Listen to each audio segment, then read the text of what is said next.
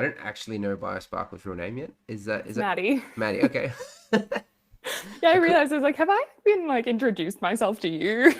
I could have guessed it based on your Instagram, but Yes. I thought maybe you wanted to roll with Biosparkles, but now people can hunt you down or track you down, not hunt you. Oof. Anyway, so Maddie is an expert on frogs, as far as Bold she claim, tells me. but To be yeah. honest, we're going to test her tonight because we can't really trust her because, you don't trust anyone on the internet. We'll see. We'll ask her True, I some could hard literally be questions. anyone. You've verified nothing. Mm. We've got good style. That's one thing we've verified. With that, These are frogs on. I There's a was frog. it was green and I looked for a frog and I couldn't see one. There's I'm like, a oh, okay. there's one on my leg. Oh, Right here. damn. These are my froggerals. I'm getting outdone on every level. I've also got a frog on my calendar back there. That's a harlequin poison dart frog. Wow. Wow. Okay. So, And this maybe is it's my probably water bottle. it's probably better if you introduce yourself, like your frog experience and My my frog experience. well, I'm just gonna say you're a frog expert. That's as far as I know. We haven't talked very much. I don't. Yeah. I barely know this man. I don't know why I'm here. Well, Hello, friends. that's how it should be. I'm unknown. Unknown So member. as described, I'm a frog expert. I'm currently doing my PhD on frogs. So specifically Australian tree frogs. I'm studying chytrid fungus, which is a pathogen that's wiped a lot of frogs out worldwide, and I'm trying to like stop that. And I'm doing so by developing essentially frog saunas, which is why I was keen to hang out here. And before my PhD, I have a zoology degree, and then my master's was on animal welfare in zoos. Damn. Yeah, frog saunas. So chytrid is a cold-loving fungus. So if you can heat things up enough, you can cure frogs of the disease. But frogs don't like to dry out because they breathe with their skin. So I'm trying to make little frog houses that are hot and wet at the same time that we can put out into the world and the frogs can cure themselves. Oh wow, I didn't even know that. That's So you basically need a what? A sauna that's generated just from the environment, from like the sun, like a solar Yeah. sauna. So we've achieved hot very simply by spray painting some bricks black, peak of science. Yeah. But the wet part is a lot harder. So do you need like a high level of humidity Yeah. inside the? Okay. Frog So hot dogs. what temperature Well, can see, a where Dazzle lives is actually not impacted by this at all because it's hot there 100% of the time. So So it only needs to be like 30 degrees then. yeah, 30 degrees is the point at which chytrid starts dying. 26, it stops growing, but it can come back.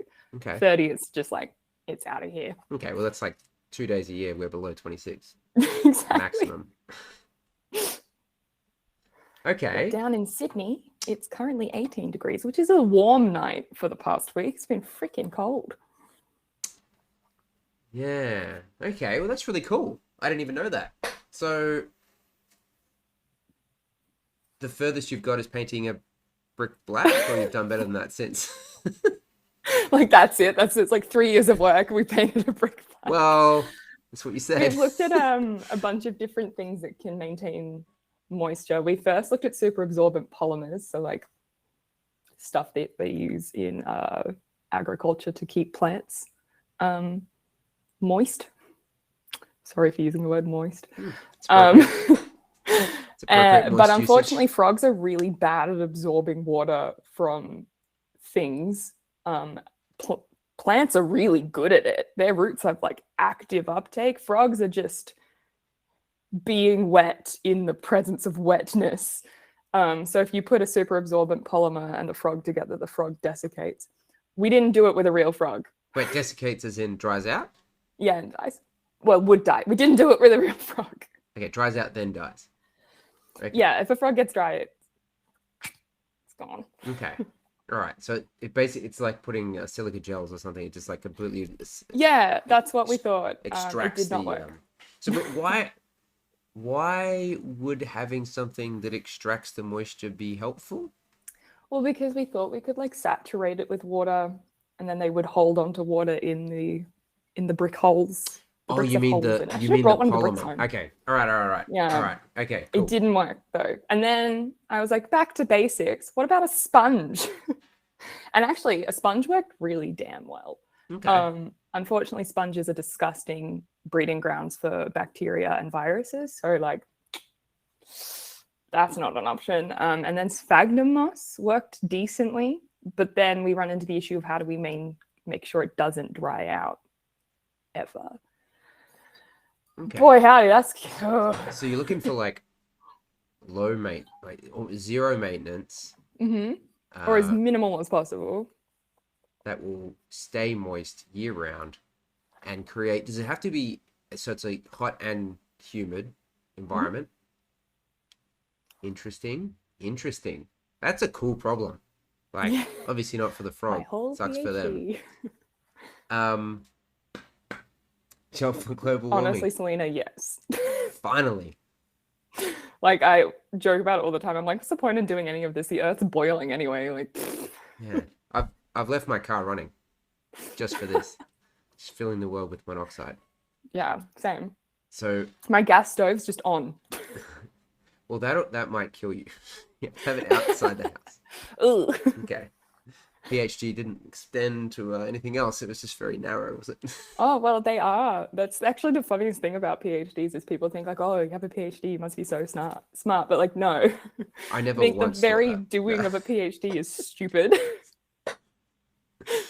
And it's so narrow and so specific.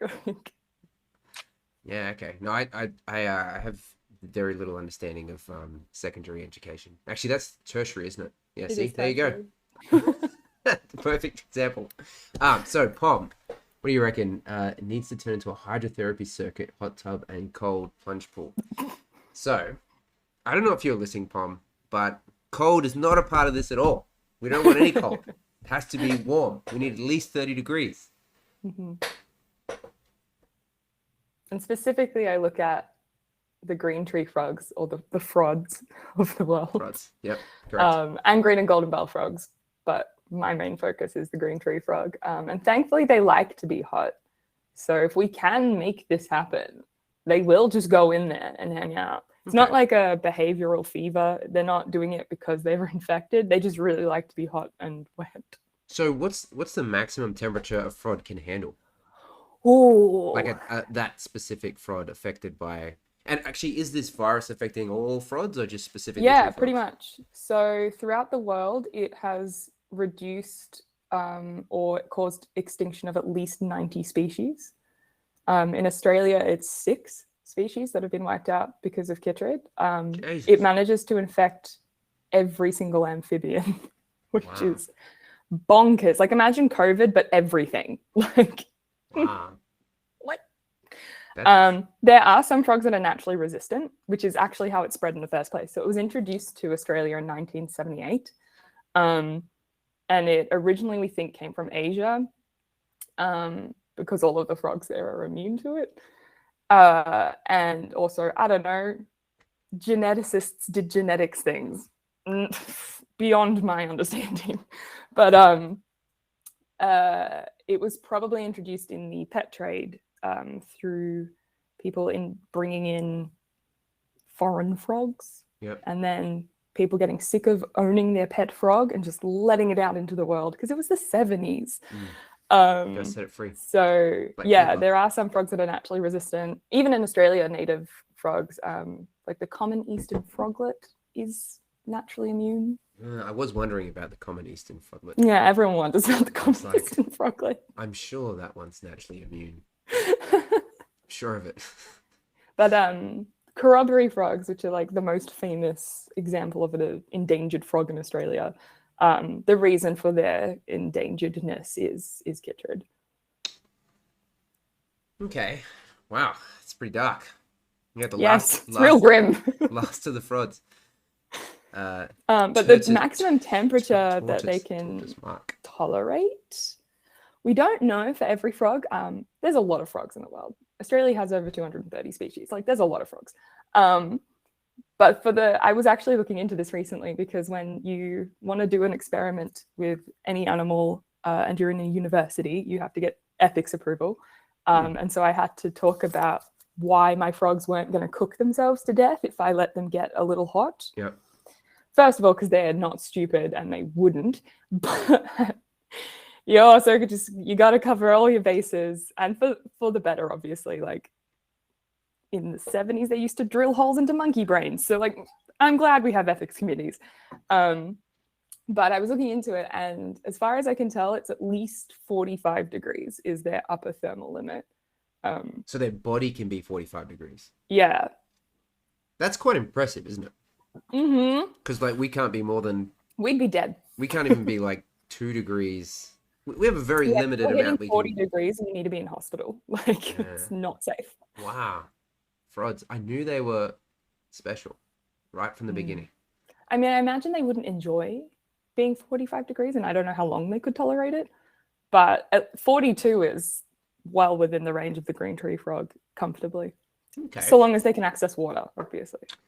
Okay, so like when they're hanging out in fence posts, for example, they're okay with that being, because that would get up there, especially in Darwin, if it gets hit by sun.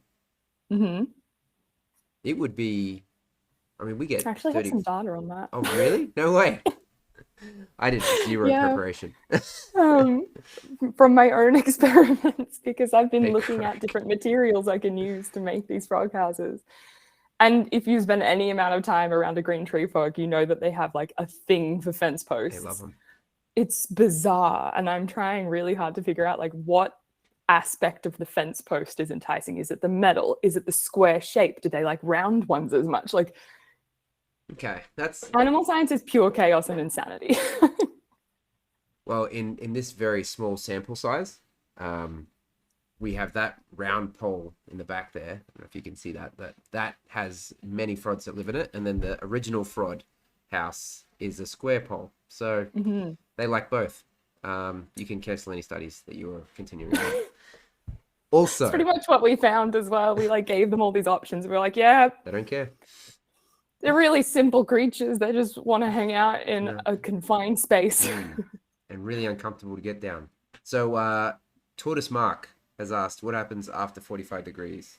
Do they croak? Yeah. Wow, you got like a legitimate womp womp. Like that was Pom's assessment. But so they do actually they die a horrible death.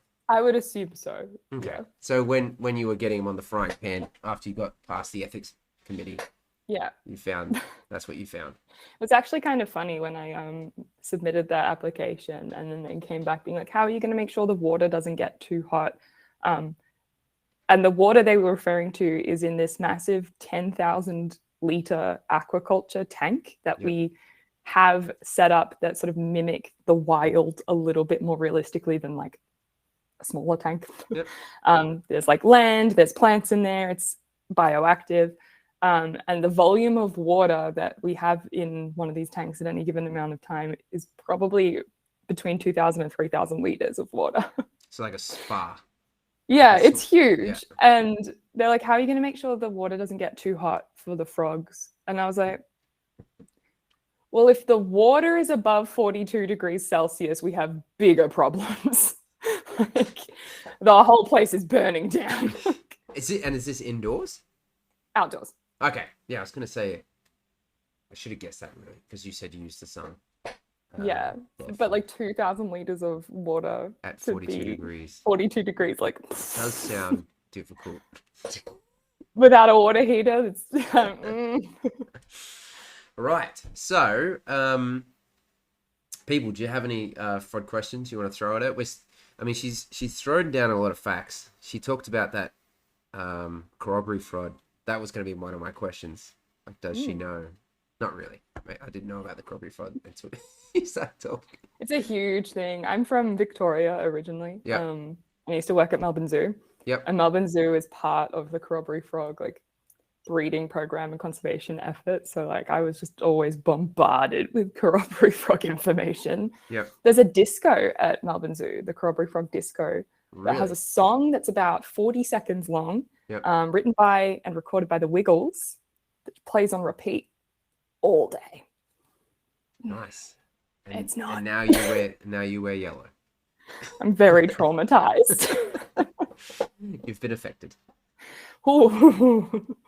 I was doing visitor surveys on reptile welfare and attitudes right in front of the corroboree frog disco a few years ago, and I just for hours on end listened to the Wiggles singing this 40-second song. So, to clarify, the corroboree frog disco is just music. There's no like. There's like a little dance floor. It's in a shipping container, Okay. naturally. It's been like kitted out, and there's like this giant screen of the Wiggles performing this song. Yep. And then like a little rainbow dance floor. It's like flashing lights. Okay. And there's a giant inflatable corroboree frog on top of it. Right. And The those. corroboree frog itself is this big. Yeah, okay. This I think I've seen inflatable is like them. the size of a car. Do you often see those ones in like mini swarms? They're the ones that just like a kind of swarm No, around. what you're thinking of is probably a notodon frog. Okay. Let me. Yeah, I was gonna try and Google it, but I didn't want to touch any of the setup. Don't touch your computer at all. I'm too scared to touch anything. I think if it's yellow, The virus doesn't like being over 26 degrees. Pom. it's a fungus The technically. fungus doesn't like being over 26 degrees, Pom. That's, Yeah. It she told us becomes that it dies earlier. at If you were 32. listening, 32. Sorry. Yeah, God, wow. But 26 stops its reproduction or slows it down at the very least. Okay. Does it go well with steak like other funguses? It's microscopic and it lives in water. Hmm. It's an aquatic fungus. Tricky. Oh, right. Okay. Okay. I don't know. Which is crazy Didn't because, even- like, before I started really doing this, I didn't even know aquatic fungi existed. No, I mean, I nodded like I did, but I didn't. I didn't. Yeah. I was like, wait, what? But would've it's not called like a that mold. Algae.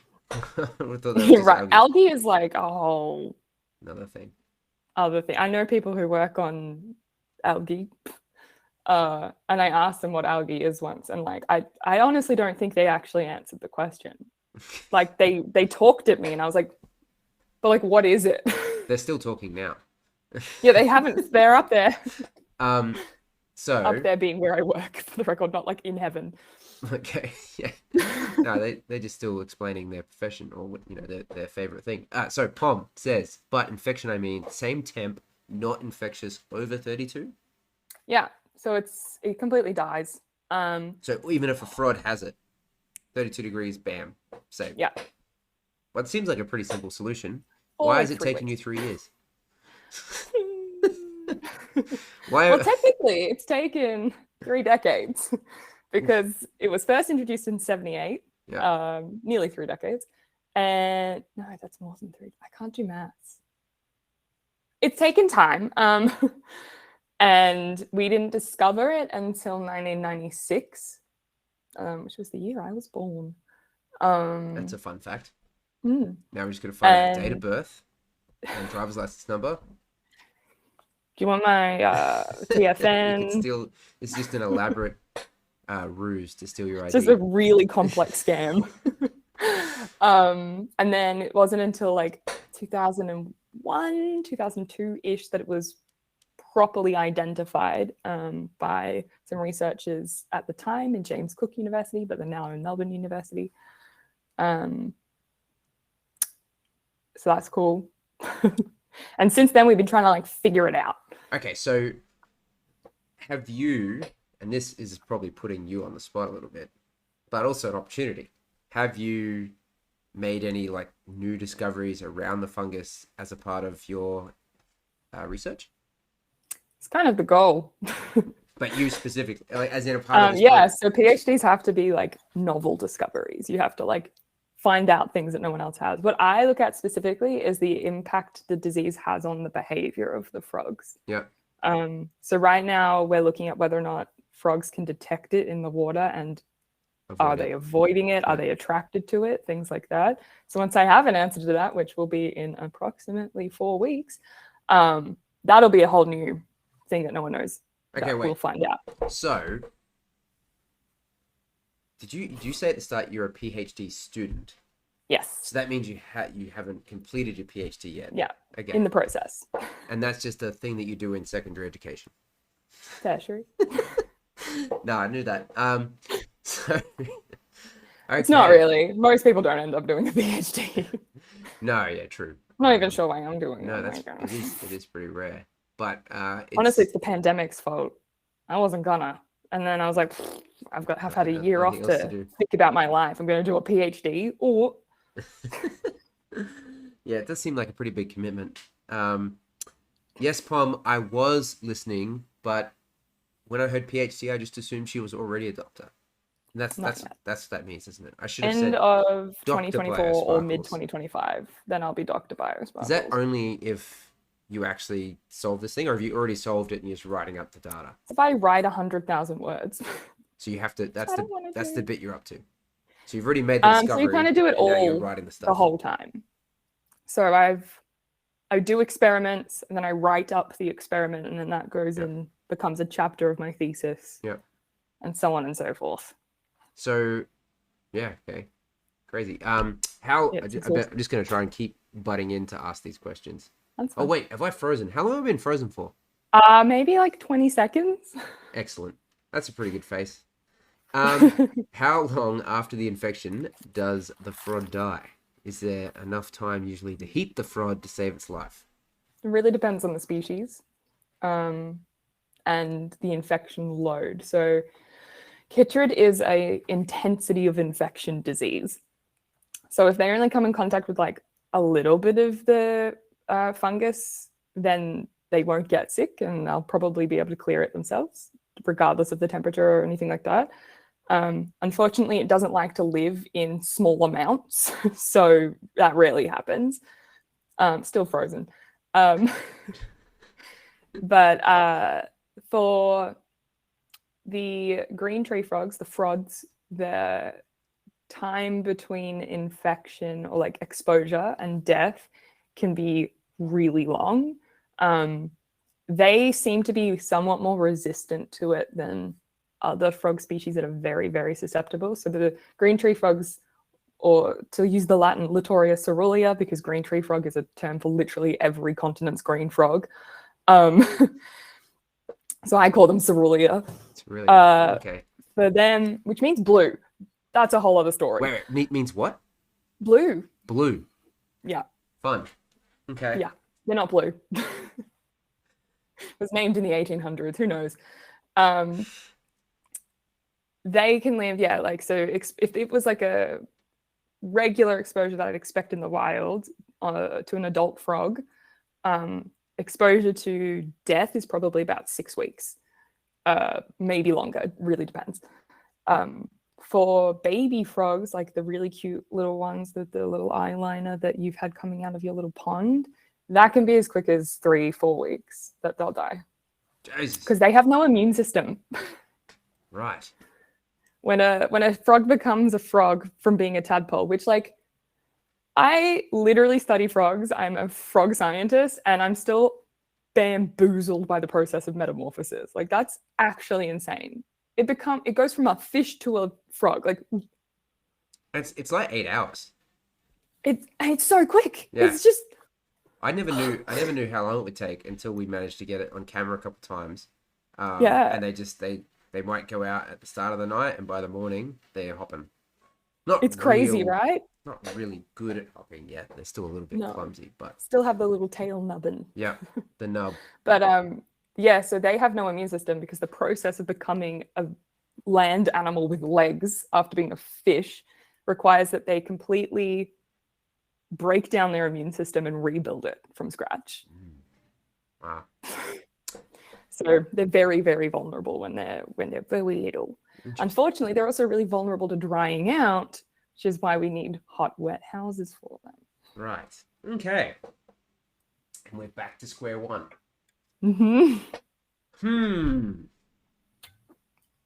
They are just silly little guys. I love them so much. I was tempted to like smuggle a frog home from the research facility. And be like, do you guys want to see a frog? But then I was like, this is going to be on the internet, and that would be a crime for me to do.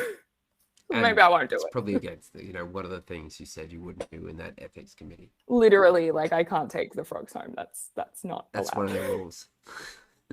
They probably have to have. We're only allowed to keep them in specific places that we've written down. Right. Yeah, you'd have to have it almost And on my the house is door on on the the way out to stop all the staff. Just. I knocking did out every consider day. like doing this from the frog rooms. Oh yeah. But then I was not 100% sure the university's internet would like let me, so I just came home. Well, it was pretty smooth, so we could have added that to it. Yeah, honestly, why not? Next time. It was a very smooth start. Hello, Raziel. Raziel? It's like half of my Welcome. viewers and friends. For people who have just joined, this is soon to be Dr. Biosparkles. Yeah, it'll be fine. I'll definitely finish my PhD. It's fine. Well, you said 4 weeks, so you've got a deadline. That's for my you've done the first work. experiment to be finished. So, did you can you publicize your experiments as you're doing it? Because you could have been, you can or can't? Yeah. Why If I want to. Why didn't you start like a TikTok channel and just like, this is the experiment every week? Look, I've thought about it like 1,001 times. Yeah. But I am so tired all the time. Like it's so much work to do research, and I'm like, that'd be really fun, but like me and what energy? Yeah, it ends up being a miracle. I'm not asleep right now. Like, yeah, exactly. The free time. See, in all of my free time. So, but I have one TikTok where I was doing a water change with one of the frogs, and she starts screaming at me. So if you want to see a frog scream, well, I liked the one where you were doing the lizard experiment. Is it lizard? Was it called a lizard? Yeah, it was a lizard. Okay. Yeah, I was originally doing my PhD on lizards, and then I decided I wasn't as into lizards as I am into frogs, so I switched. Well, that's like 3 videos ago. Yeah, I don't post a lot. It's about a year ago. Okay. All right. Interesting. Anyway, it was very cool. Basically, this lizard, you wanted to see what kind of. Oh, it was counting. You wanted to see if lizards can count. To be honest, I feel like you knew one. It seems like it has more worthwhile. This one. Well, that's kind of part of why I switched. Yeah. Like what I was doing before was just cognitive ability of reptiles, which is interesting in and of itself. Like I genuinely am fascinated by that. Yeah. But I realized that I'm not driven by it. What I'm driven by is conservation and saving the planet from its inevitable hot death.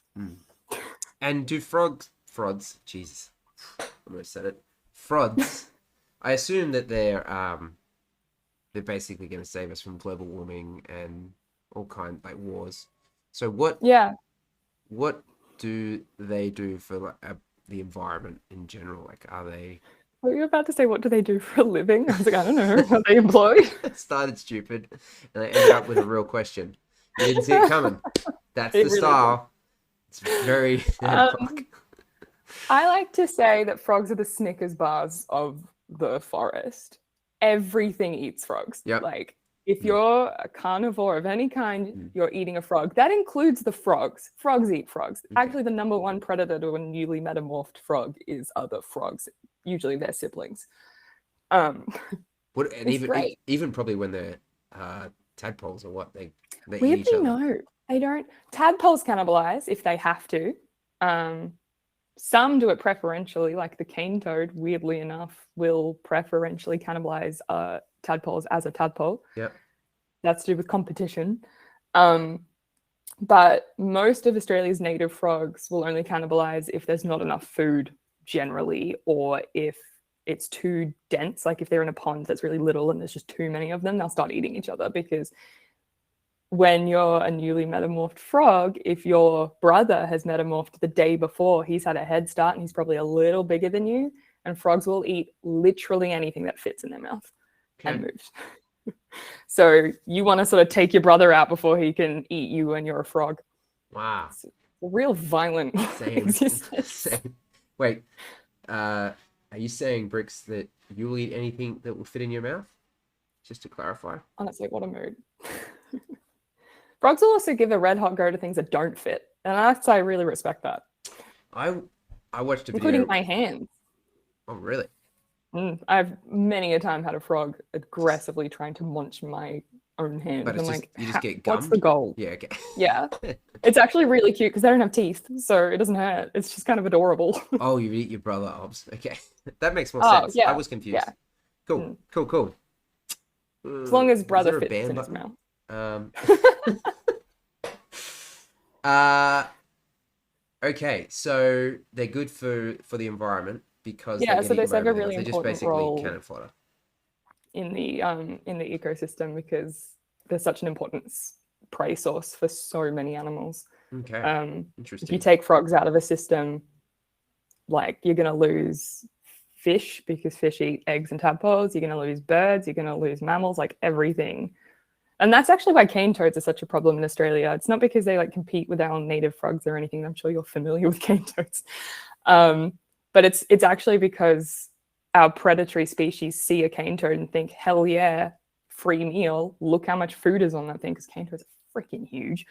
And because they're not evolved to cope with the toxin, it just kills them immediately. Which is also why a lot of snakes have revolving smaller heads, so they can't eat cane toads.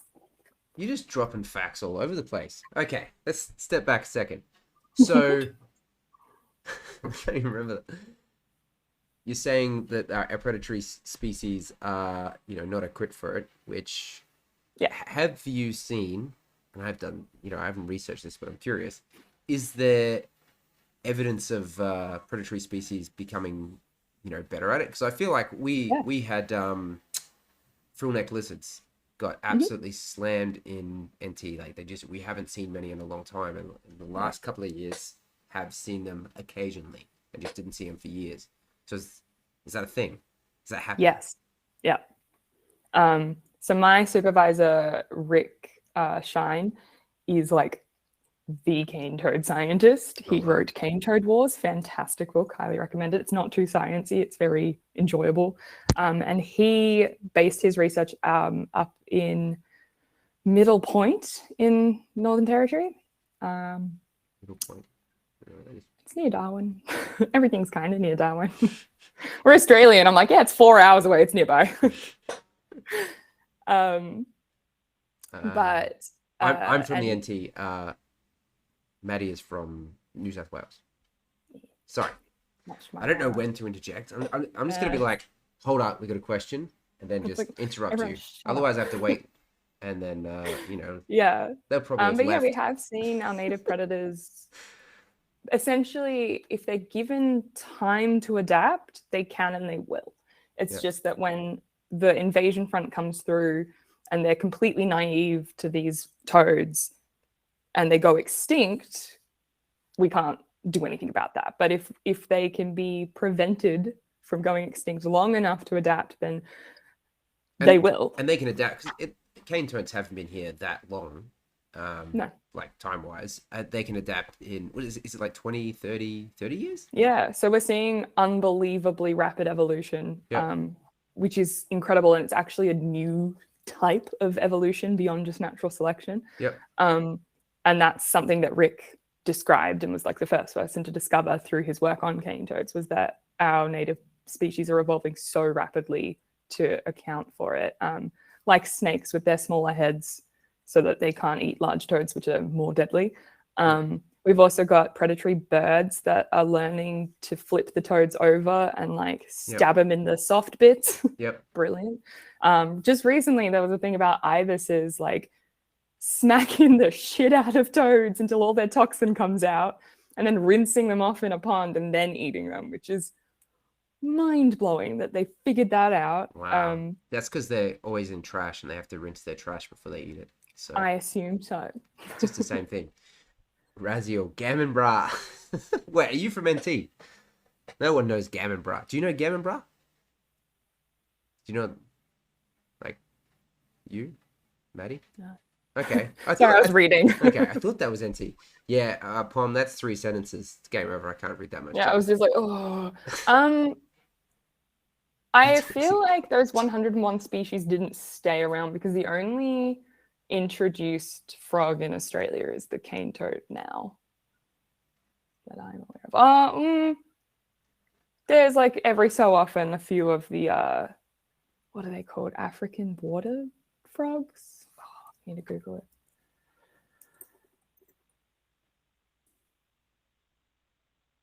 Wharf frog, yeah. Which is a really commonly kept pet frog, the clawed frogs. Xenopus, that's the genus. They were kept as pets in the past. They're not legal to keep anymore. Because we learned like introducing animals is like a bad idea. But yeah, 101 specimens makes more sense. We got them from Hawaii. Fun fact. And now there's like millions of cane toads. So whoops. So that was obviously the only one that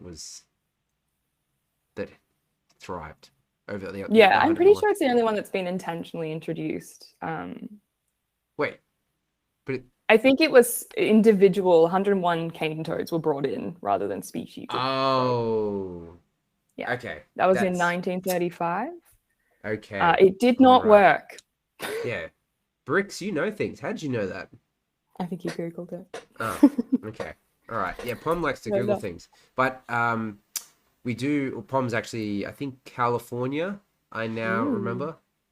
So, they may not know the plight of the cane toad. So, God, what a story. It's very stupid. It's a long one. The guy who actually did it in 1935, I can't remember his name, but he was a scientist, which is embarrassing. And he actually campaigned against it for a really long time because he was like, this is a bad idea and this will not work. But the sugarcane industry owned the country at that point in time. And they offered to pay for him all expenses to go to Hawaii to collect the frogs, and suddenly he changed his mind. Wow. Which, fun fact, I say frogs because all toads are frogs. Really? There's no, yeah. Okay. That's fun. I reckon I've been corrected on that at some point by, probably not this chat. I reckon it was probably TikTok chat. Yeah, I feel like I saw that on one of your TikToks. I looked at the comments and I was like, but yeah, toads are a type of frog. And typically what gets to be called a toad is just ugly frogs. It's not like they can't climb? No, that's bullshit. Okay, fair enough. Anyone who's ever had cane toads as a problem knows that they can climb if they want to. They can't climb a fence. They can't climb a vertical pole. If it's too slippery. But if they get grip on anything, they're up. They're going. Yeah. I've seen a cane toad in a 90-degree corner, scaling the wall like freaking Mario. They can climb if they can put their minds to it. But we also have a lot of native frogs who can't climb the same way. The difference between climbing and not climbing is literally just, are you a tree frog or not? That's it. And they have little wet toe pads. Okay. Fun fact. What makes a frog a toad? It's ugly. That's all. We have a lot of native frogs called toadlets because they're small and look kind of toady. There is the true toads, which is the family Bufonidae, or the genus Bufo, depending on who you ask. Cane toads used to be classified as Bufo, but they're now in Rhinella, so they're technically not even a toad anymore, if you want to say just true toads. It's meaningless words. Okay, but you're saying so there is a toad. There's no concept of toads. They're all just frogs. There are what are true toads, and it just means they're one species. But there are plenty of animals that are called toads, or frogs that are called toads that are not in that genus, but they're still referred to as toads. What about that? And that genus is still a type of frog. Okay, all right. Yeah, I was just about to say, what about the African bullfrog? And then I realized, as I was saying it, that's probably a frog. The giant one, the big. Yeah, they're huge. What about the ones that are really round and their face is and they squeal? African rain frog. Is that what they are? Yeah, we have our own version of those in Australia. No, Yeah. really. And we have, and they're like way more flamboyant. They're like red and yellow. Yep. Gorgeous. And do they like puff up into like the weird? Yeah, they're so round. They're in field guides described as extremely rotund, and that just brings me joy. They're my favorite frog, actually. It's the crucifix frog. I'm obsessed with them. Wait, it's And they crucifix. live in Is the that desert. wait, the crucifix frogs, as in that's its actual name? Mhm. That's its Australian name. It's got a cross on its back. So Okay, do you have Yeah. any at work? no, I wish. Hmm. They're not endangered. Can So you just they're like, import "Eh." one? Well, they live in Dubbo. Oh, really? Yeah, okay. Fair enough. They're Let's desert frogs. go collect one. The ones up north of the same genus, which are also very round but not as colourful, I think are Melanoscaphus. Let me look. I should have brought my frog book home. I have a really like a tome of frog info. I mean, you could just make stuff up, to be honest. I could just lie. Yeah, Um, we don't need a lot. everyone does have the power of the internet, though. Yeah, I was right. Melanoscaphus is up in Darwin. There you go. Um, That's the one. and they I'm all are never very gonna remember round. that. I need a picture and I need a name like crucifix frog. That I can remember. I just realised I had I've already my- forgotten it. Melanoscaphus. Ah! Cerealia. Dropping everything over here. Cerealia? Is that? This is my laptop case. It has frogs on it. So this one here is the Oh. crucifix frog. Oh, yeah. Okay. Yeah, they're very popular on the It's so on the top. Yeah, the ones on the TikTok are actually not even closely related to ours. They just look the same. Yep. Convergent evolution. Right. They're from Africa. They're rain frogs. I'm obsessed with them. Yep. They're just as great. They are hilarious.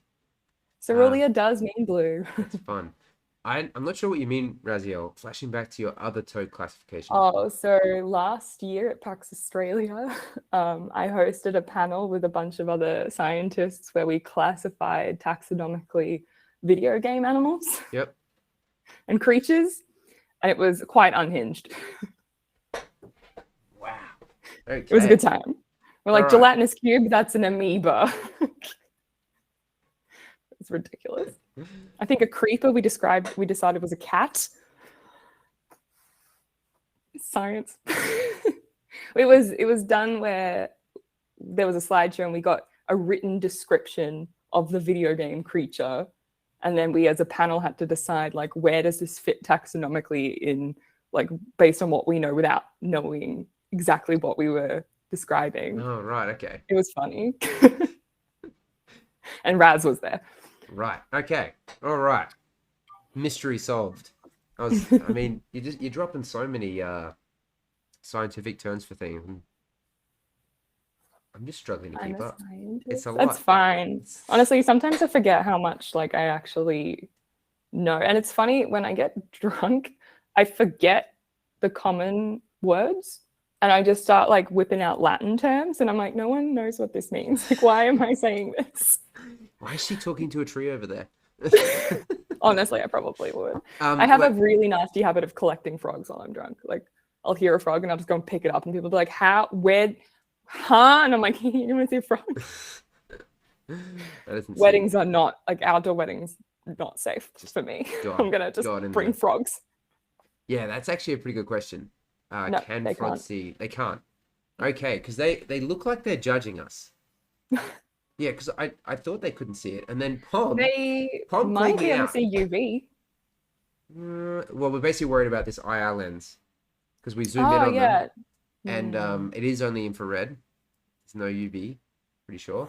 But yeah, like sometimes we'll point it at him and he just like they'll turn towards the camera and we're like, oh. I can't imagine they would have any use for infrared, but snakes can see it, but snakes eat warm-blooded things. Well, okay. So the answer is I don't know. Does that mean that by us having an infrared light on a frod, he can't see They're probably anything, just like, the fuck is that? but the snake can see him really well? So we're basically putting the frod in like a flashlight where he can easily be seen. I don't know. I think the way snakes perceive infrared is more complicated than just seeing it. I think it's more like they feel it. I don't think we actually understand how they really do it. I do remember watching something on that at David Attenborough, and I thought they used heat sense more than. Yeah, they've got like vents on the side of them. Okay, I don't know that much about snakes. I don't want to say too much. It's best to not. Let's see, frog visual spectrum. Things I Google.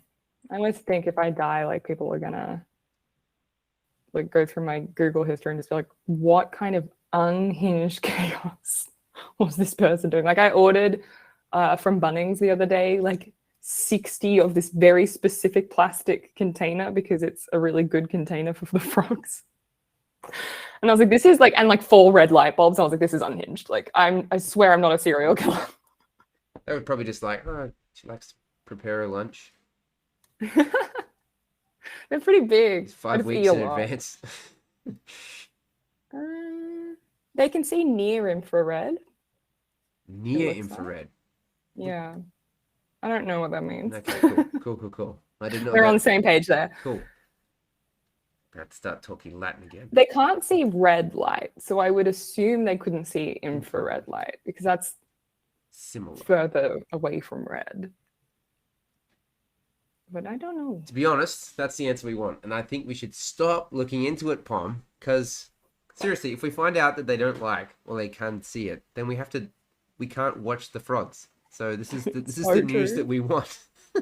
We use red light when we go spotlighting animals because most animals can't see red. It could just be that the movement is what they're responding to. If the camera moves and then they look at it, the movement or the sounds. It's very quiet. Like I've been next to it.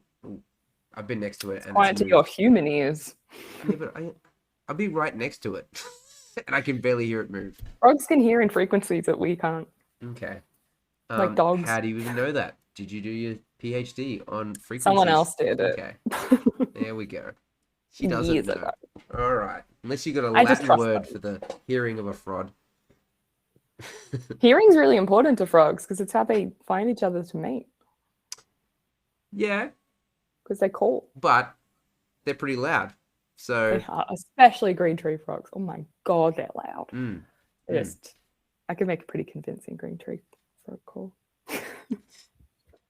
They would have left the area by now if they didn't like it. To be fair, we haven't seen that many frods for how many have turned.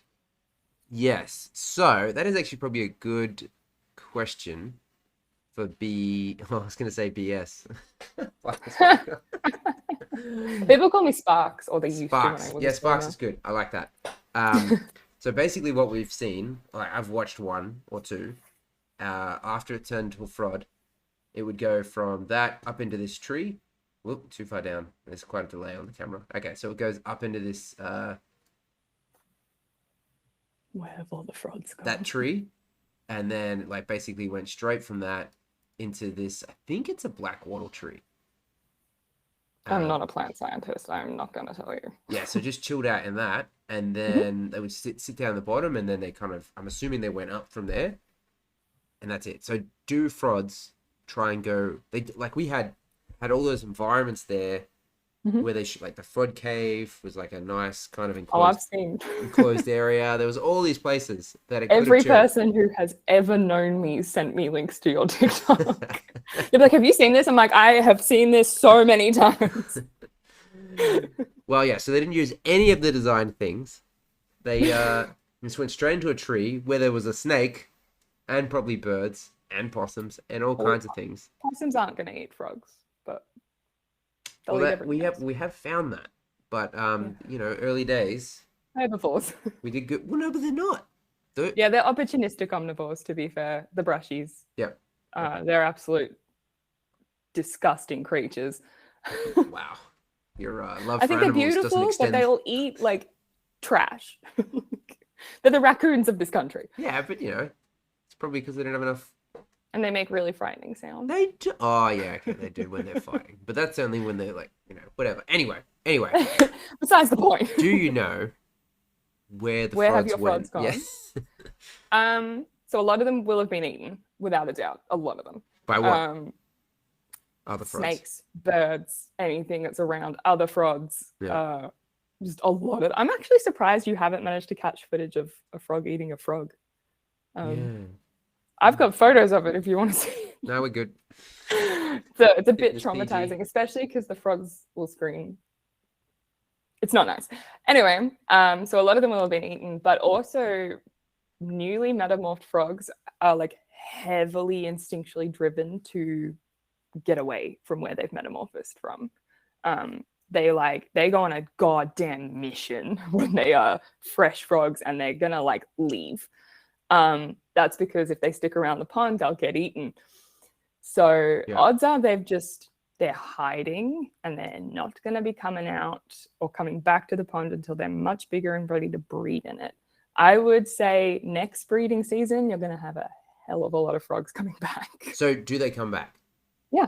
Like, do they because someone said in the comments somewhere that, frogs always come back to the same spot, like a green tree frog. That's really species specific, but green tree frogs, absolutely. Really? They will do that. Yeah. So it's going to be loose. Interesting. Yeah, it's going to be a party. Right. Cool. There's also the aspect of Darwin's heading into the dry season now. And as we discussed earlier, frogs don't like being dry. So a lot of them will just be hunkering down in like deep in tree crevices and just waiting out the dry season. Yeah. Yeah, I'm interested to see if we see them throughout because of that permanent water source. It will make a difference for the adults, definitely. So they might still come out every day to that to this pond. Yeah, but they still have a pretty strong seasonal rhythm. It's not as strong in the north because you guys have just perfect frog conditions most of the year, which I'm very jealous of. And every time someone posts from far north Queensland or the Northern Territory of just green tree frogs in their shower, I'm like, I hate you. I want that life. But especially if they're like, ew, how do I get these frogs out of my house? I'm like, what do you mean you want frogs out of your house? Like, how do I get more frogs in my house? But they still have this seasonal cycle of brumating is what it's called when reptiles hibernate. I don't know why. I don't know who came up with that. It's the rules. But when they go into this brumation over dry season or winter down here, they just hang out. They sleep.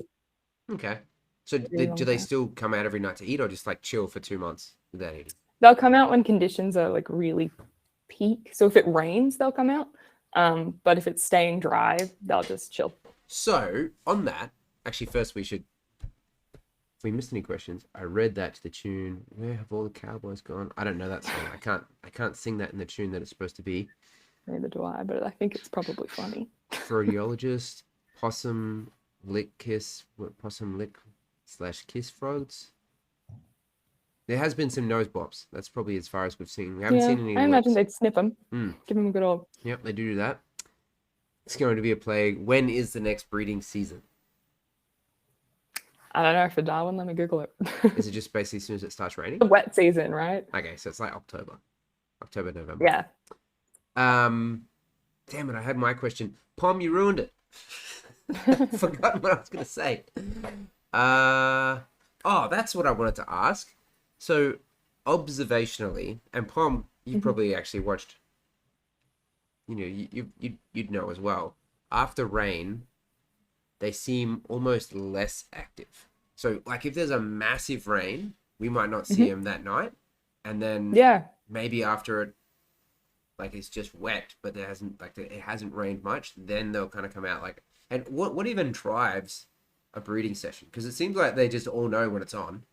And I haven't got a clue. It's on that night.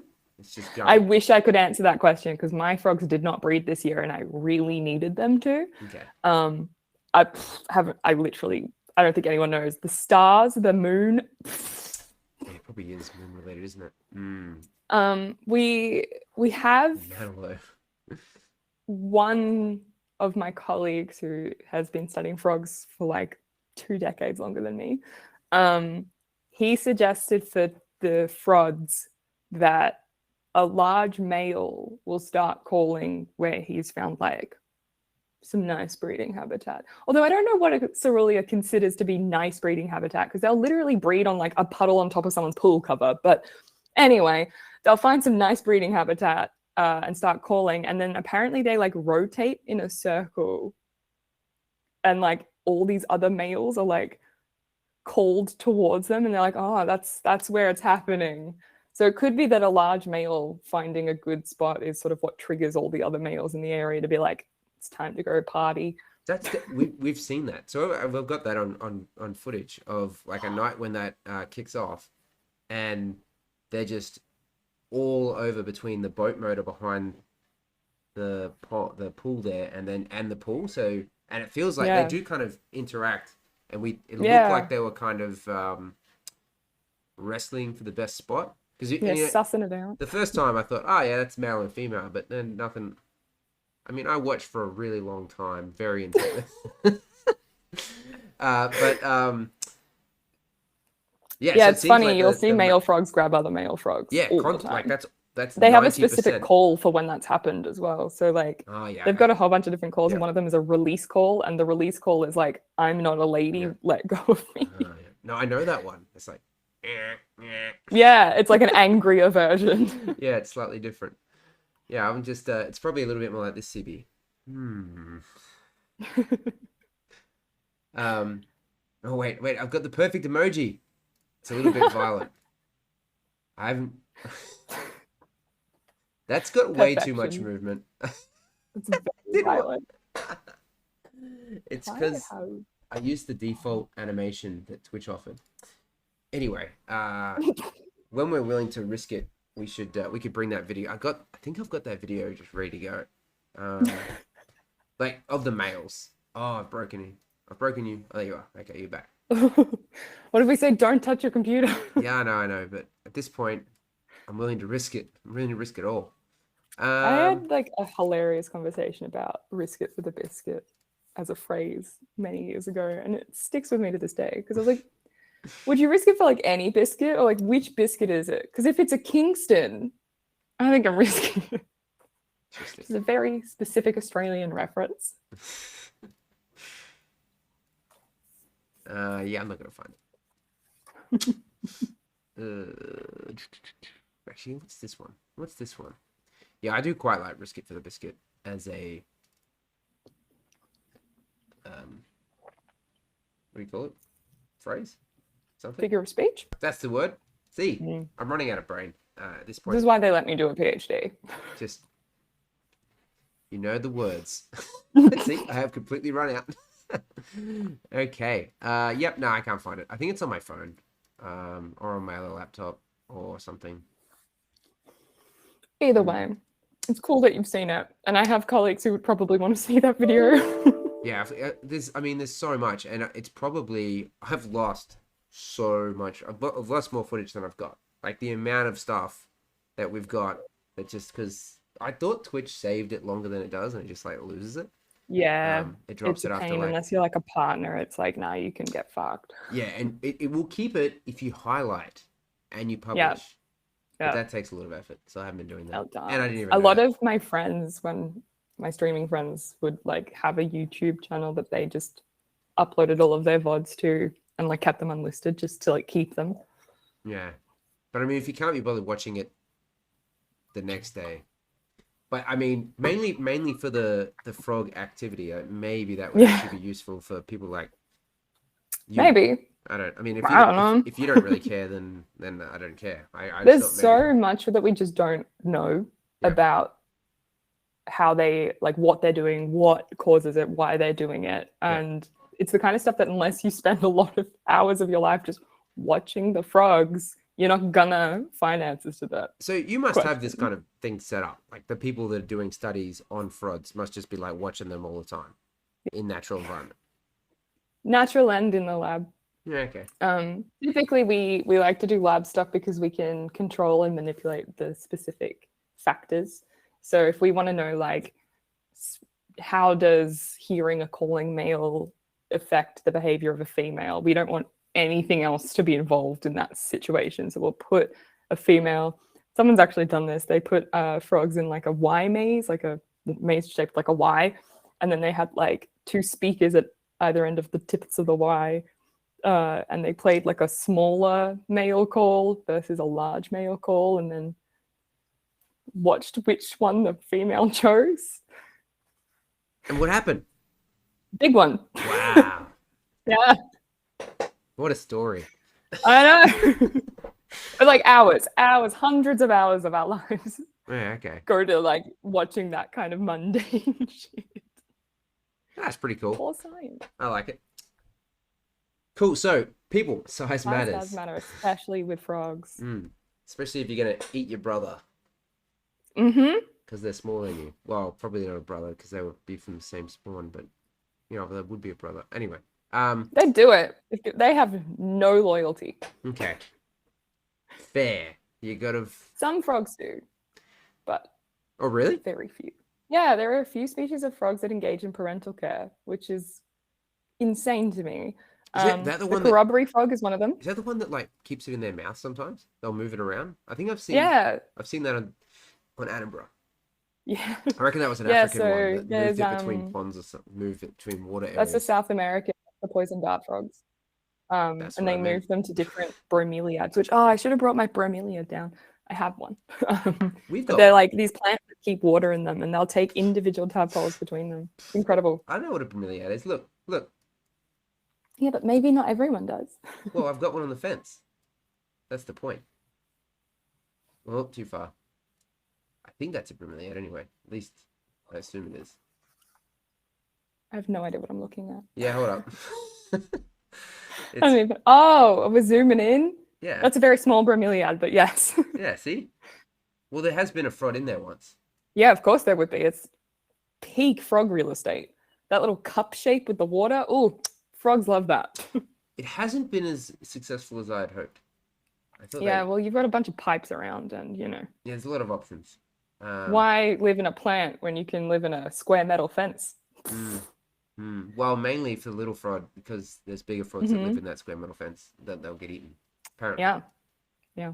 So, people, do you have any questions before? I mean, how long has this been going for? About an hour. Okay. Yeah. I mean, I've got no plans. Okay. Aside from napping. And you said that you didn't have any free time. Except tonight. I made one exception. Do you have any more questions? Who knows when she's going to leave? Any second, maybe. You got to gone. Take the most of your time. There's no frods in there. It's not. Very sad. There was a baby one that just converted the other day. Actually, there was two. Converted, like it's joined Mormonism. Sorry, metamorphosis. You say metamorphed. Okay. We cut the word down. It's too freaking long. Okay, so converted's not applicable, but metamorph, you're able to shorten your other word. Yeah. Why isn't converted applicable? I mean, I guess it is. Ha! I win. It just kind of sounds like they've like joined a new religion. Well, maybe. Maybe they have. Maybe they're in the cult of Frod. In the Frod house. I saw some people saying fraud law the other day, and I was like, ooh. What is law? I also love so much that you did this. All right. That you just see this frog in your fence and you're like, it's time to make the Shangri-La of frog houses. It was what you can do to improve, like as in the Frod house habitat specifically. I feel like the TikTok comments have really covered every base. Like watching the video myself, I was like, you should put a light on it, and then you put a light on it, and I was like, wow, I'm out of ideas. The cave underneath, I'm actually very curious about. Did they use that? Once. The like escape zone? Once. Actually, they didn't use it at all. Because I wouldn't expect them to. Well, they didn't for a while. And there was can you see my mouse? You probably can't. Can you see my mouse? No. Okay. Oh wait, I can draw. No, I can't draw. Okay. Anyway, there was like a middle section that I had to use 3D print in the pipe on the top as it come down to make it so I could print it. It can't print in midair. And they didn't use it at all. But I cut that bit out, and then they started using it.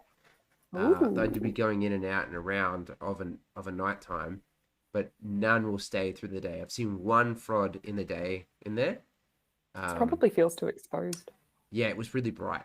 It was like really bright in there. It's not white's not a enough. vibe. No, and I have to go white because otherwise it'll melt. 3D printing. Yeah. So okay. So next question: have you heard the good news about Lord green trees Christ. Oh, I okay. haven't. Please tell me more. Okay. I thought that was. I read that, and I thought it was Like gonna it was be a serious question. Yeah, I did. I really did. I thought that was going to be a question about the Jesus frog, the Jesus Christ frog. I feel like You the only lured me in. suggestions I might have for improving it, they have a real love of like terracotta and brick texture. Interesting. And you can get these bricks that have like holes in them, which Yep. is the bricks we use. And they're like real keen on those holes. The things with frogs is that they have really squishy bones. What a sentence.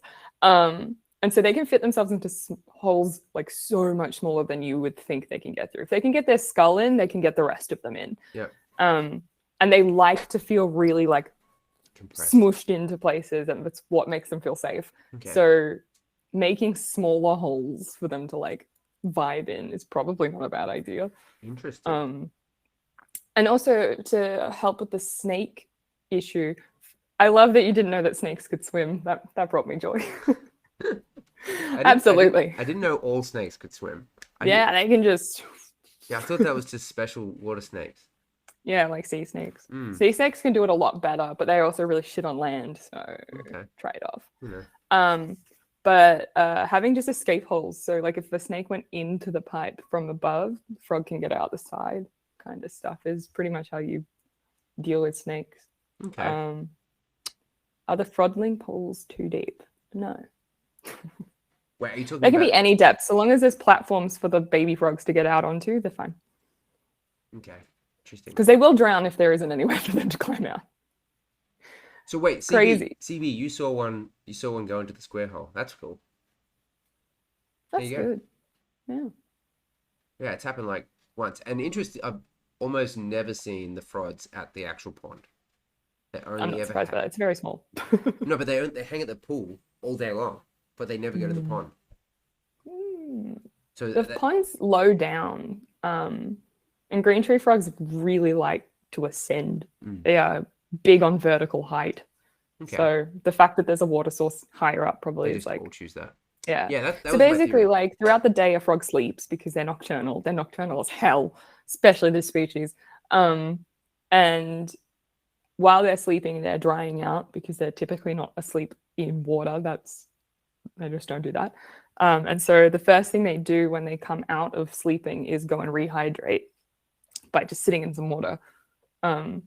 And if they're popping out the top and there's water right there, they're just going to get in because they just need to rehydrate. Yeah, that's definitely something we've seen. They pop out, go in the water for like 10 minutes, and then they'll go off for the night. Hydro homies. And come back later. Because they just absorb it all through their skin. Yep. It's pretty incredible.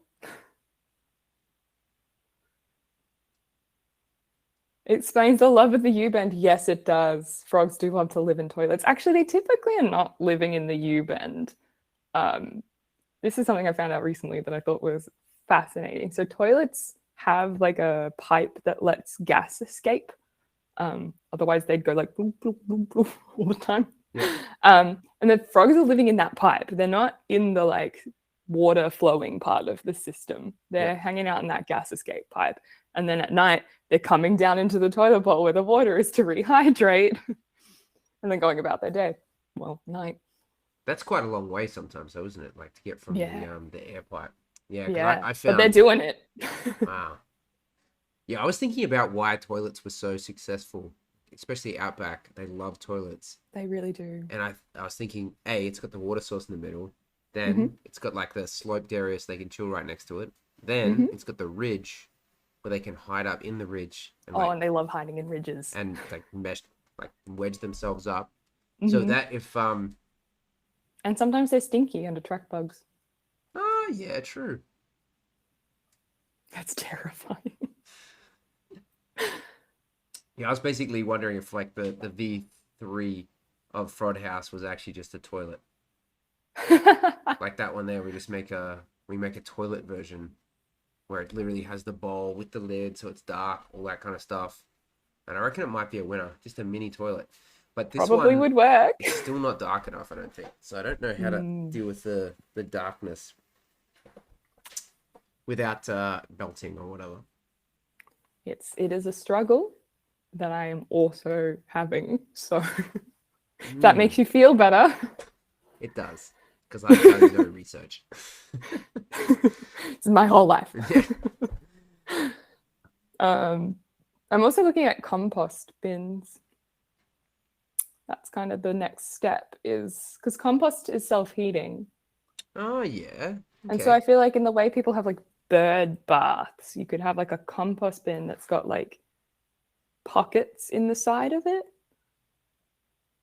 I don't know if that's a good explanation, but like not like that they could jam themselves into, and they don't touch the compost, but there's like heated spots. That's kind of where I think my PhD will end up. If you had like pipes that went into it, that they could like go down into the center of the compost, but not like actually into the compost, so that pipe got heated up by, is that what you're talking about? Yeah. And that's like interesting. Somehow sort of design it the shape so that it catches rainwater in those pockets as well. Interesting. That's pretty cool. So like so far it's involved me drilling holes in the side of compost bins and like siliconing PVC pipes in. Yep. Prototyping. Yeah, that'll do it. It could, Raz, but frogs aren't stupid, and if it's too hot, they just won't go in there. That whole thing of like a frog in a pot, like I don't think that's true. I don't think a frog would die if you put it in a cold pot and heat it. I think it would get out. It's not ethical to test it, but I'm pretty sure they'd get out. You can do it on smaller scale, just like 25 to 40 degrees. Actually, you probably tested that. But they like being that hot. Okay. So. Well, what we did to actually find out their thermal preferences is we have this it's like the size of a table chamber, but it's like this tall, and it's got all of these like columns in it that are like that wide. And then we put acrylic over the top, and then underneath there's a great like heat tape stuff that they use for like pet reptiles. That we put under it, and we have like a gradient of heat, and then we just put a frog in the middle of each row. Yep. And then just watch where it goes, and like, how much time do you spend in the hot part? How much time do you spend in the cold part? And we lined it with wet moss so that they wouldn't dry out. Yep. And they really liked being like 35 degrees. Wow. Okay. So that was the winner. 35 degrees. Mm-hmm. Interesting. Unless they were small, the smaller frogs, where moisture was limited, would go colder because they can't stay that hot for that long when there's not enough water. Struggles. Wow. Yeah, there's you know a lot about frogs. I'm gonna. It's like all the knowledge I have anymore. You could ask me like any other question, I'd be like, I don't have a clue. Like I don't know. Well, this is the right channel because we talk about frogs and possums, but we have found I do know a lot about possums. You're as well. a bit of a possum hater. That's what I'm getting from you. They eat garbage. Ugh. When they're given cucumber, they eat cucumber. That is an enormous taddy. Wow. The fact that you still have tadpoles. Oh. They don't really want to leave. Well, they might just overwinter. So it's crazy. Like tadpole metamorphosis time. Like people ask this question all the time. They're like, "Oh, how long does it take for them to like go from egg to frog?" Yeah. And there is no answer to that question because it like it could be as quick as for the green tree frogs, as quick as 4 to 6 weeks, or 18 months. Really? Yeah, they can just decide to not change. Wow. And spend a whole year waiting for the next season to morph out instead. Someone in the comments somewhere dropped a thing that sounded accurate. They said that they deliberately don't all change at the same time so that they don't all exit the pond at the same time. So it's like that's a pretty solid theory. We obviously I don't know if the frogs are like conscious of it. Yeah. But it could be like a hormonal signal in the water, something like that makes them not change. It seems like they take turns. Like we've not had more than 1 or 2 go each night. Yeah, that's definitely they've evolved to not all go at the same time because they'd eat each other. Ah, yeah, okay. Clever frods. Mm. I knew they were special. That's why I built my house. Honestly, so much respect. Even my supervisor, who's this like 70-something-year-old, like, you should read his Wikipedia. It's very impressive. He's like a legend in herpetology. He sent me a link to your TikTok and I was like, how have you seen this? He's like, have you seen this? I was like, oh my God. He loved it too. Oh, that's cool. That's cool. Everyone thinks it's pretty cool. Yes, it was. It went pretty far. It's been interesting. Yeah. Like, people I've not spoken to in years were like, hey, have you seen this? And I was like, Oh, that's good. Good for the view I numbers. also joked with a Keep lot them of my going. friends that in one viral TikTok, you just made my whole PhD irrelevant. I was like, wow, should have just been a TikToker this whole time, I guess. Well, you know, we haven't actually. We've maybe helped one Frod mildly, but yours. I've seen like at least 6 frogs there. Yeah, I know, but he would have been all right without it. Oh, 100%. Yeah, he didn't need to do any of this. No, I didn't need it. He was I mean, this pond wasn't a here fly before. just flew into my mouth. Well, someone clip that. CB. It's your time. But yeah, he was living there already for a reason. Yeah, see, But I don't know if there was I feel 5. like you've made it better. There was like 5 frods living I know I'm going that way. Yeah, that's where the pole is. Yeah, there's like 5 frods that live in that one pole now. Yeah. Each they come out, but we haven't seen them. Like, I've seen one each night. CB, damn it, you almost redeemed yourself. Yeah, they're all getting ready to hunker down for the dry season. The breeding season's pretty much over by April, so there's not a lot for a frod to do anymore. Because really, they only live to do 2 things, and that's breed and eat bug. So, be frog, breed, eat bug. Fair enough. That's the life motto that I'm like striving for. Eat bug, be fun. I wish I could be a frog. So sometimes, we have the giant mesocosms, the big aquaculture tanks, and we have hundreds of frogs in there, like potentially thousands. And sometimes I would just get in and I'll sit there with the frogs when I'm having like a really hard day. And I'm like, I'm just gonna go be with my frogs. Like, no one talk to me. I'm gonna sit with the frogs for an hour. Like, I'm gone. This is after you've started drinking and you've collected a few more. You're sitting there. There was one day talking Latin. just pure Latin. It was one day last year when we had to collect all of the baby frogs out of the enclosures to give them to another university for more science. And over the course of 3 days, we caught 1,000 baby frogs out of the enclosures. And I would close my eyes and just see frog faces. I was like, please help me. We definitely got heat stroke at the same time. And we started singing like classic 80s ballads, but replacing a lot of the words with the word frog. Science. That wouldn't have been old. That would have been solid gold all the way through. We were like in tears laughing about it, but I'm pretty sure it was the heat stroke. Maybe Maddie can help you with a more effective bug light. The bug light design is perfect, Pom. Yeah, I like the bug light. It's one of the first things that, like, when people are making frog hotels, which are like such a thing that people make in Australia, one of the like main pieces of advice I always have is like put a solar light in it. Well, this one get bugs. This one has actually been very unsuccessful. Well, you keep covering the platform with food for possums. Well, we didn't for the first 3 months. Yeah. Hasn't attracted any bugs. In Darwin, you've got no bugs. We don't where we currently, like, this house doesn't have bugs that are attracted to lights for some reason. That's so interesting. It's great because for all other reasons, like, you don't actually want bugs that are attracted to lights. Oh yeah, I got eaten alive by mosquitoes when I was moving some frogs at like 4. So. Well, we have a lot of mosquitoes, but they're not attracted to the light.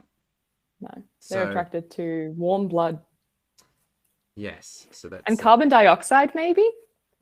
so that was one of the other things. I was like, I didn't really care about getting rid of the flies or whatever, but I thought if I can make this attract mosquitoes, that would be brilliant. We attract mosquitoes, the frogs eat it, but I think mosquitoes are probably too small of a target for the they don't frogs. care. Like Yeah. I've seen the frog eat one thing. I don't know. Did you see the one where he jumped and ate the bug off the Yeah. platform? Yeah, Yeah. yeah. That's They it. like big bugs. That's it. Yeah, it was a big bug. They'll also So eat tiny baby mice. I've seen that video. It is terrifying. Yeah, it's horrible. Yeah. But it didn't surprise me, but I didn't like it. Yeah, it's have you guys seen that where you can like the video of a live mouse being fed to a green tree frog? It's insane. You shouldn't see it. It'll Yeah. change your view on frogs. I'm surprised you've seen it and still It's like the same wanna as seeing save them them. eat each other, though. Like, Okay. once you know the deep, dark reality of how brutal the frog world is, like, nothing phases you That's when anymore. you were like, I want to be a fraud. Yeah, it's like I want to be eaten by my sister That's on the first day of my life when I have no immune system. that's just rough. Highlighting the mealworms next. Oh, do you give them mealworms? We did. We tried. We tried giving the mealworms to the frogs, and actually Mealworms don't move enough for frogs. well, these were dead ones. Yeah, they're not going to eat them. They didn't, and they disappeared the first few nights, and then that was before I realized we had the possum. So I was like, "Oh, Possums will eat them. Yeah, they freaking love it, and that's basically the possums and the tadpoles crushed them up, ate them. So what have we missed? Yes, the bug light does an amazing job. There you go. CPOM, it's good. No more assessment needs to be done. So Dazza has to breathe in a tube while he sleeps and eats the bug platform. So the mosquitoes are attracted. But the frogs aren't going to eat mosquitoes. Yeah, okay. Fish eat mosquito larvae. I think that's pretty much the only mosquito control that anyone knows of. But you have to get fish that don't also eat frog eggs, which is really hard. Well, we've got white clouds. Yeah. Is that the right one? I have no idea. Damn it. Finally, we've reached the limit of your understanding. A lot of people have a lot of opinions on what fish work with frogs. My enclosures, we just don't put fish in because we have nets over the top, so we don't need to worry about it. About mosquitoes. And no one lives in the university in the like research facility. Yeah. You could. There's a shower there. No one would know. You've thought about it. I have a few times. Did you guys with Sydney's rental situation? Of course, I've thought about it. See, you're throwing down a lot of things, like about Sydney being cold, and Darwin. Just why don't you just move to like Northern Queensland or NT? I think about it a lot.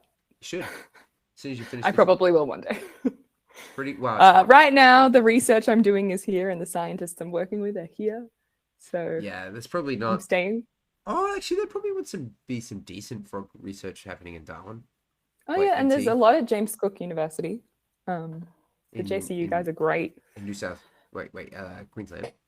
Yeah, I don't know what FNQ. Okay. I think it's far North Queensland. I missed the scoffy. Wait.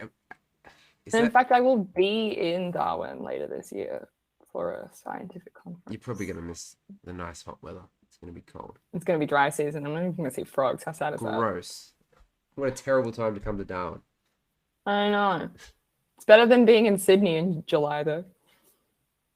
Yeah, actually, it's the best time to come to Darwin, isn't it? I mean, just from like. There's still gonna be lizards, so I'm not like upset. Well, we might have frogs. We'll see. We'll know afterwards. Go to where the prime fraud activity is. Scoffy, pause. Okay, I thought it was ice coffee, but I wasn't. I thought biscoffee. I was thinking maybe something else. Cicadas? What about cicadas? They would be around in the dry season. I know nothing about cicadas. Oh no! Aside from frogs, it's dragonflies. Dragonflies are the dry season. Oh, fun fact: dragonfly larvae are one of the biggest predators to tadpoles. That is a fun fact. Terrifying. It's horrifying. So wait, what does a dragonfly larvae look like? Does it go in the water as well? Yeah, so they swim around. They look. It's kind of hard. They look like aliens, like from Alien. Wait, are Like they the, like like, are they the ones the that are thing like that, like, this?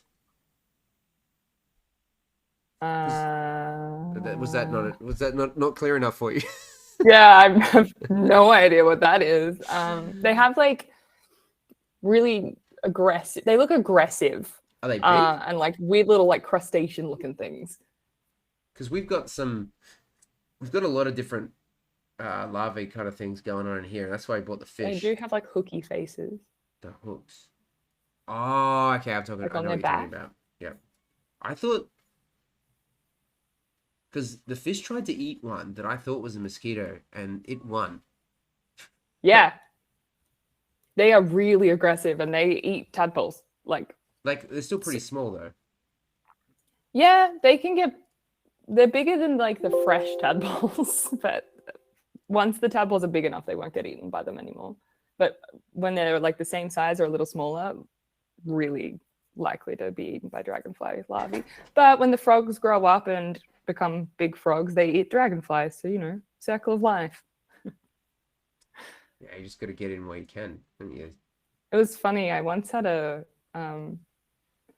someone tell me that cane toads were eating her tadpoles, which is not true. They don't do that. Really? No. People have talked about that as well. People are convinced it's a thing. It's not a thing. Yeah. They don't eat tadpoles. Why? Not the adult frogs. Because they got better stuff to eat. Literally, they have other things to eat. Like it's just, and they're not very good at eating out of water. Like that's not a thing. And she was 100% convinced. And she was like, well, then how did 60 plus tadpoles disappear in one night from my pond? And I was like, half of them probably grew legs and walked away.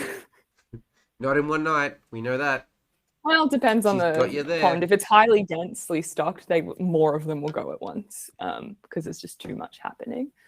And I was like, the other half could have been eaten by any predator, like a lizard, a bird, a snake. And she's like, well, I've only ever seen a cane toad in there. I'm like, did you watch it 24/7 at night? Like, what? And then I mentioned dragonfly larvae, and she's like, I've only ever seen a cane toad in there and some dragonfly larvae. So wait, she knew what dragonfly larvae looked like. Yeah. And when I told her dragonfly larvae eat tadpoles, she was like, well, I've only seen a couple. I don't think they could have eaten 60 tadpoles in a night. I was like, they absolutely could. So do they just like burrow into it? Yeah, they just rip them up. Wow, okay, because we lost some tadpoles occasionally, like the smaller ones. Yeah, so these guys no are all reason. too big now. They're not at risk anymore. But the small ones, They like just started dying. They die, and then yeah. You're saying it. Sometimes they also just die. Like, yeah, well, frogs have a lot of eggs and a lot of offspring because a lot of them are gonna die. I put a lot of effort into trying to maintain a maximum number of success. Like that was my goal. I was like trying to keep them as many like well fed, separate them so they're not competing too much, all that kind of stuff. Sometimes their metamorphosis just fails as well though, and they just die. Ugh, rough. It's a really complex process to absorb half your body and grow legs, and sometimes it fails. Very few died bigger than like a small one. It was mainly the small ones that disappeared or died. Yeah. So maybe it was. I'm just gonna Google what is it? Dragonfly larvae. Yeah. Fly larvae. Yeah. They are horrifying to look at, right? Okay. I haven't seen them. They're not in. That is good. Let me see if I want to see if I can share this to stream. I probably can. This is probably gonna break things. Oh wait, I can just click here. Add. Window capture. Call it browser. Boom. All right. Is that working? Too many? You still there? Is it still working? Yeah. Cool. I was Googling how safe white cloud minnows are for frogs. I did a little bit. Well, actually, I Googled a thing and found a thing about how like they were actually okay with frods. It was the only fish I could find that was on their list. They had all Well, kinds then I would trust that. Wow. So this is this it? This is what you're talking about? This thing? Yeah. Or like the first picture's more the things that I see. In the water, I've never seen. Yeah, swimming Wow. around. They They s- look like, for a lot of people who are unfamiliar with them, they'll like be like, "Oh, look, a tadpole." I'm like, "That's not a tadpole. He's got 6 legs." Okay, I see what's going on there. Is that what you mean? That's what they're doing. Okay, we don't have that. We definitely don't have that. That's good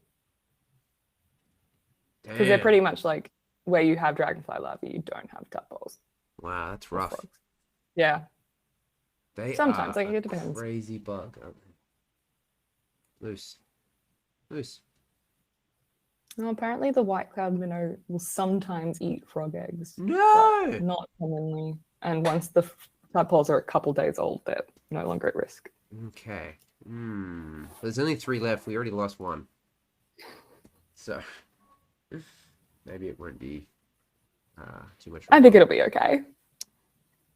Yes. Frogs aren't stupid. If they're laying their eggs there, they have some faith that they're going to survive. Yeah, see, that's And the that's why thing. they lay so many. Like a single female tree frog lays like 200 eggs at once. Yeah, And they can lay over the breeding season up to like 2,000. yeah, we definitely experienced that. We had like It's crazy. bulk in one night. I thought it was multiple frods because there was just so many eggs and so many tadpoles that next day. Could have been one. Might have been multiple. Don't know. I've never actually seen them in the pond. That was before we had a camera that could look down. Oh, that's unfortunate. Yeah. It's a really interesting thing to see. It looks uncomfortable.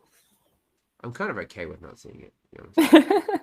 Man, how good at this camera, like the focus this thing's got is epic. We can see there's tadpoles on the bottom that we can see. Yeah, I'm loving this. This is It's really ridiculous. tadpole cam. Wow. I love that some of them have their back leggies. Yeah, well, heaps. They've So had them for cute. ages. They're just gonna. They've chosen not to. They'll probably become frogs next year That's or cool. towards the end of this year. That'll give us. That'll give the camera something to look at More content. for the 3 months while the frods aren't coming out. Tatties. Oh, look at them. What do you feed them? The tadpoles. It's Yeah. spinach plus a little bit of fish food, and That's good. sometimes the mealworms. We'll stop doing mealworms though, because it's gross. Like It's a bit the gross. smell after you like mush them Oh, up I know. just stays on your Mhm. fingers. It's real gross. Ooh. I mean, I don't wash them, and then I eat like chips or whatever. And it's just sick of it. Yeah, no, I feel the same way about crickets. We feed crickets to the frogs, and I hate them. So they prefer? Do they prefer crickets? Yeah, but good luck getting a cricket to stay put. Yeah, they don't seem very good at eating frods. Right? They're pretty shit. Like they just throw themselves at it and just miss, and you're like, oh, Like I'm try again. it missed the one time we actually filmed it. It missed it by like that much, and ate some grass and was like, oh shit, that wasn't what I was going for. Yeah, I've seen them like get a rock instead of a cricket, and then just spit the rock out, and like, you tried. Like, how do they even live? It's just Persistence, just an unwillingness to accept no. okay. Well, that bug just sat there. So I don't know if he like mesmerized it or maybe he did something, but the bug literally They didn't don't run away. really like recognize things that aren't moving as food. No, the bug didn't run away. Yeah, so if the bug would just sat there, Yeah. it was like, if I stay still, the frog can't see me. Ah. So I'm just gonna. And then he tried to run and then bam, he ate him. Yeah. All right, so CB. CB said many things. They're scary, the hook, the J shape. Right, like, yep, they're also disgusting. I see them. Yep, yes, all around, all over the The place. little wriggly things that like look like a teeny tiny tadpole, but then aren't. Those are mosquitoes. Yeah, well, we've done a little bit of research into them because they changed into this really fast moving little C-shaped thing. That's just like that's what I was trying to do before. They move like that. Yeah. That's what I thought. Maybe they were the Nah. dragonfly. So the Nah, dragonfly still thing mosquito. is way bigger, isn't it? It's like Yeah. significant. They're like chunky Yeah. and frightening. That one is looking so froggy already. Just Yeah, there was a really chunky one with big old legs. They- That one will probably morph this They do season. narrow out though, don't they? In that final bit, the back comes in, and It's they kind of get crazy pretty how small. much, like, how quickly so much of their body is absorbed and like turned into a leg. Like, Yeah. they Yeah. go from like having a tail to just nothing in like Yeah. a few hours. Yeah, it's very. I've enjoyed it. I'd never actually seen that whole process until we did this whole thing. It's really special. And it's like I said, like I study frogs and I'm still like, that's fucking crazy. No one should be able to do that. Doesn't make any sense. Yeah, it's very cool. So, what now, people? That's it. Do we have any more questions? It's like 9 o'clock at night. I'm tired. Yeah. I'm not like Pom. She's up at 4 o'clock in the morning, or still up, or hasn't been to sleep. I don't even know. Why are you still here, Pom? I mean, I like it, obviously, but I question your life choices. That was me during the like lockdowns back in the day. Yeah. My like entire sleep schedule just vanished into the abyss because I was hanging out with like Americans online so much that I was like, but I don't want to sleep. So I was as nocturnal as my frogs. Wow, that was... Frogs have destroyed my sleep schedule. Exactly. Twitch just like has this way of infecting your brain and being like, you should be nocturnal now.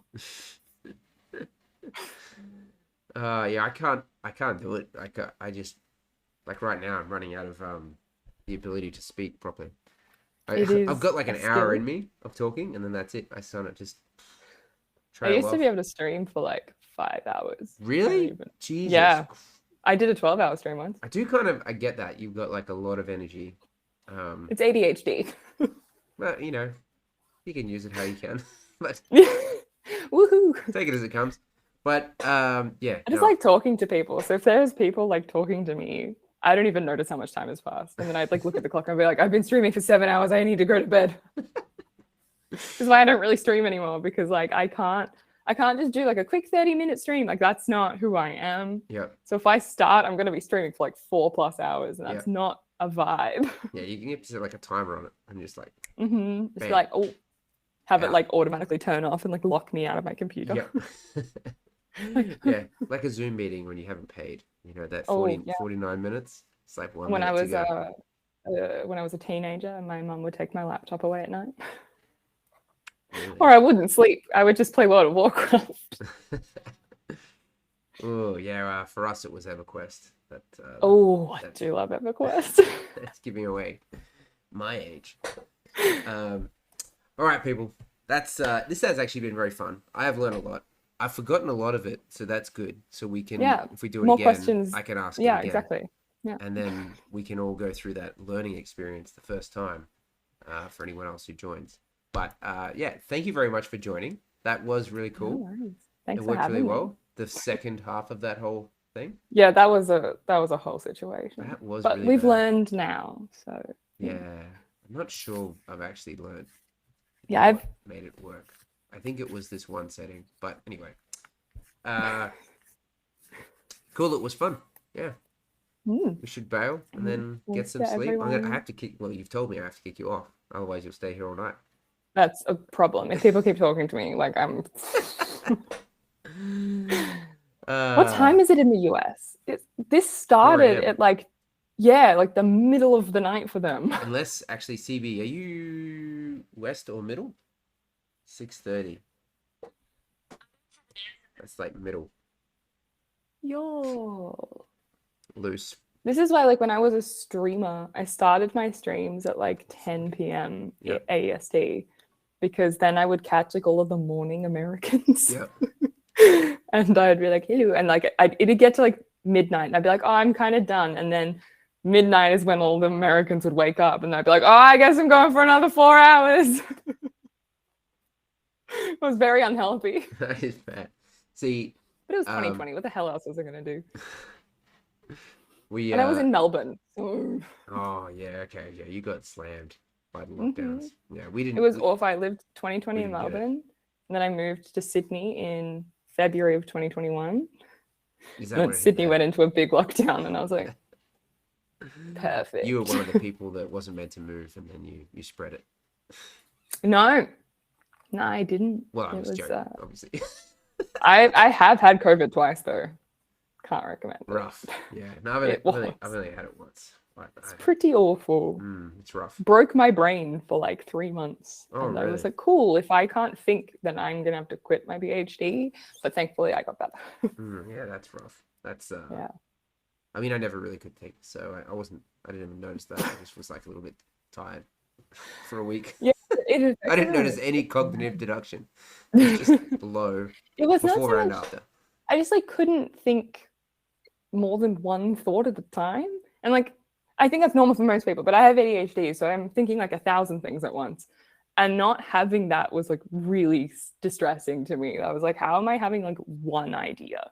Like, this is not, I can't function like this. You didn't get like more done because you Nah. only had one thing at a time? No, because I was thinking stupid shit. All right. And I get so focused on being like, I have to fold socks. And I cannot do anything until I finish that because my brain can't think of further things until that is no longer present. That has the first thing. You don't need to fold socks. That was No, already a no one waste of time. does. Why do they want to do that? I thought that was just a normal checklist item. No. Yeah, you were unwell. That's It's a definitely a miracle problem. my clothes get folded, let alone my socks. So wait, CB, you had the same thing. Do you also Yeah. have ADHD and you could only think about one thing and you found yourself folding socks? I also forgot a lot of words. Like I would be mid-sentence and the word would just not be there. I mean, like simple words. And I was like, this is not the vibe. All those things? That's crazy. What an amazing coincidence. I could do little math. And you know what? I still can't. It probably Never took your could. ability to clip on Twitch. That's why you've Oh never my been able to clip anything. God. Not once. That, like, I couldn't. That would take me some time to figure out 34 plus 19. You're doing puzzles. So But I don't think I've ever been able to do that. So most of the people here have ADHD. I question whether Well, these are Americans who didn't sleep. So, like, odds of them having ADHD is pretty high. ADHD and insomnia, they like go together. Yeah. ADD is really common for people to have. It's not quite insomnia. It's more like you just get so distracted that you literally forget to sleep. Like I can stay up all night. I'll be exhausted the whole time. If I gave myself the chance to lie down and sleep, I will sleep. But it's just like I have so much going on in there that I want to keep doing. I have like accidentally stayed awake because I was watching like YouTube videos about Tudor England and I was just really into them. And I'm like, oh my God, it's 3 a.m. I have a natural defense against that. I just get like crazy tired and then I'll sleep anyway. I'll sleep My on a partner's chair. like that. I'll fall asleep. I hate him. Boom. It's very So unfair. It's very effective. I'll like be talking to him and he'll fall asleep. And I'm like, what? How did that happen? He's like, what? And I'm like, oh my God. To be fair, he's in the army and I think they just train them how to like switch off. Yeah, because it's just sleep deprivation, right? Mm. But he can just fall asleep so fast as well. And like I take well over half an hour to actually fall asleep once I'm trying to be asleep. It's a pain in the ass. Yeah, that's rough. You gotta like. Meanwhile, his head's on the pillow. He's gone. Yeah. I'm not quite that good. I used to be better at sleeping, but That's actually another thing COVID messed up with me. Lately, I'm just is gotta get and this some sleep. hasn't gotten better. Before I had COVID, I could sleep the whole night through. Since having COVID, and I had COVID first time in January of 2022 and the second time in July of 2022. And since having it the first time, I cannot sleep a whole night. I wake up every single night in the middle of the night. So annoying. Wow, yeah, that's bad. Yeah. Every That's night, rough, like especially around for someone that 3 takes a.m. half an hour to fall asleep. Oof. Well, Yeah. I get back to sleep pretty easily. So wait, But yeah. my brain Yeah, starts I can't thinking, sleep more making than the 4 CB hours since chemicals. COVID. This time for me, 6 to 7, you start to fall asleep then. That's not good. That's too late. I finally figured out how to fall asleep fast. Is it watching Frods or doing puzzles? I can't sleep more than 4 hours since this last bout of that's COVID. nice, Paul. Wow. Y'all are very similar. I've heard a lot of people have like had sleep disruption Wow. and like long term after COVID. So that's like really cute and fun. We love that. Yeah. That's how my boyfriend does it, Pum. I asked him once, I was like, how do you fall asleep so fast? He's like, I just focus on my breathing. I was like, the hell does that mean? How do you focus on your breathing and not think about anything else? Yeah, apparently. It's very true, Selena. Yeah, I think yeah, interesting. I struggle. I have had success with that breathe in, breathe out technique. But I reckon what ruined it was we watched Big Bang Theory, and this one episode, they were trying to calm down Sheldon, and he said, breathe. Oh, it was Penny, breathe in and breathe out, and then he's like, breathe in, and let me guess, breathe out, and now every single time I try to say breathe in and breathe out, I hear that and I see that freaking scene, and then it completely rips me out of my breathe in, breathe out. So he's ruined it. No. So I don't know. I need to find something else. Just like one sheep, two sheep, maybe. I don't know. Well, I tried counting sheep a few times, but I just get too creative with the sheep. And I start like imagining a whole like farm with like, and all the sheep have their own little personalities and their little outfits. And I'm like, this is not the point of counting sheep. Well, I mean, it can send you off, but as long as, I don't know. Look. For the most part, I have to distract myself to fall asleep, which is crazy. Like I'll watch like very calm YouTube videos. Honestly, furniture restoration, out like a light. I don't know what it is. Something about the sounds of the scraping of the paint, and I'm just gone. All right. We're going to have to keep this insomniacs conversation to like in the next one. Okay. Yeah. Otherwise, these people that haven't fallen asleep yet aren't going to go to sleep, and neither will you. It's 9:45 for you. Yeah, It's only 9:20 for me, but that's pretty late. It is pretty late. Damn it, CB! Stop making interesting conversation. We're out. I love Minecraft. Yeah, thanks, guys. That was fun, and appreciate you sticking around through all the rough starting of that whole thing. That was very. And if you have Frod questions, save them. And come find me. 2 p.m.